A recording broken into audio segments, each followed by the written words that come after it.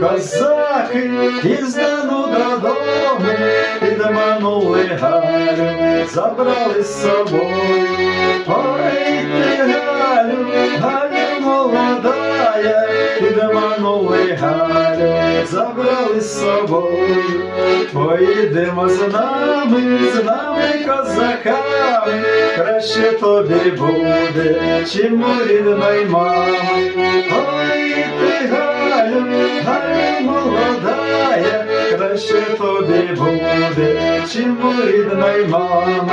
Галя согласилась, навіть почепилась, та й повезли Галю темними лісами. Ой, ти, Галю, Галю молодая, та й повезли Галю темними лісами. Везли Галю темними лісами, прив'язали Галю до сосни косами. Ой, ти, Галю, Галю молодая, прив'язали Галю до сосни косами. Розбились по лісу, назбирали хмизу, підпалили сосну від гори донизу. Ой, ти, Галю, Галю молодая, підпалили сосну від гори донизу. Горить сосна, горить та й пилає, кричить Галя криком, кричить, розмовляє. Ой, ти, Галю, Галю молодая, кричить Галя криком, кричить, розмовляє. А хто в лісі чує, нехай той рятує, а хто дочок має, нехай навчає.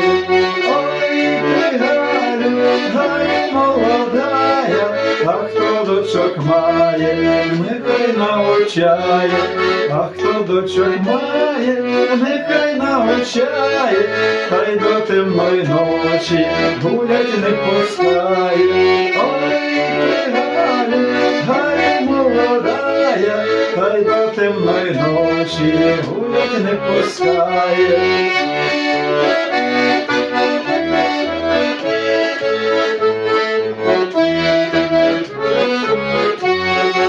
Обізвався козак, я в полі ночую, я твій голосочок здалека почую.